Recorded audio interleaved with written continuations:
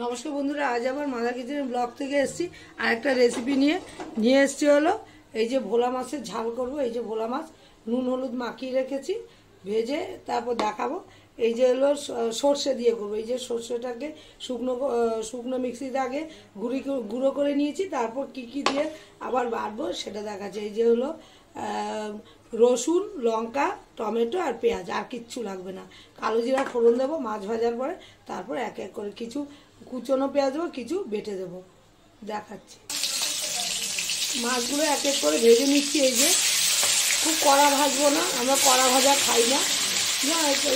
কারোর যদি মনে হয় কড়া ভেজে খাবেন, কিন্তু কড়া ভাজলে পরে মাছের টেস্ট থাকে না। আমি এপিট করে হালকা ভেজে নিই। এই ভেজে তারপর দেখাচ্ছি।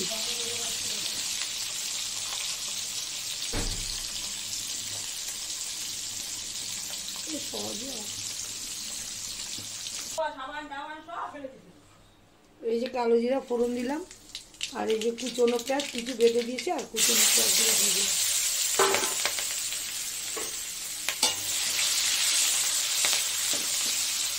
মশলা কষিয়ে দেখাবো।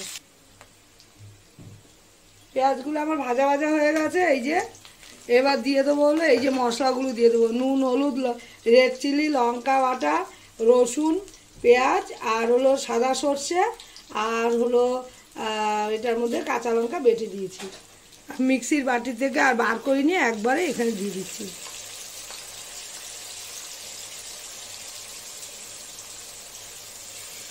দিয়ে কষিয়ে তারপর আবার দেখাবো।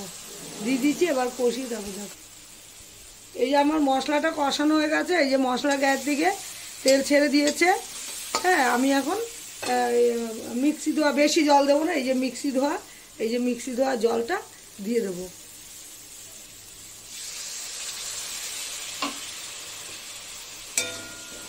একটু ফুটে উঠলে মাছটা দিয়ে দেবো। মাছটা দিয়ে বেশি ফোটাবো না। এই যে আমার মাছের ঝোলটা হয়ে গেছে। আমি কিন্তু একদম টেলা ঝোল করবো না, একদম মাখা ঝোল। এই যে মাছগুলো দিয়ে দিচ্ছি। একটু সামান্য ফোটাবো, বেশি ফোটাবো না, কারণ ভোলা মাছ একদম নরম মাছ। হ্যাঁ, এই যে দিয়ে দিলাম এক এক করে। তারপর দেবো হলো নামানোর আগে দেবো হলো বিলাতি ধনেপাতা। আমার মাছটা হয়ে গেছে। এবার দিয়ে দেবো, কাটা হয়নি, এই যে বিলাতি ধনেপাতাটা দিয়ে দেবো। এই যে বিলাতি ধনেপাতাটা নিয়ে এসেছি আসাম থেকে, নিজেদের খাওয়ার মতো, বেশি আনিনি। হ্যাঁ, সেটা এখন কেটে দিয়ে দেবো মাছ চচ্চড়িটার মধ্যে। দিলে দারুণ লাগবে।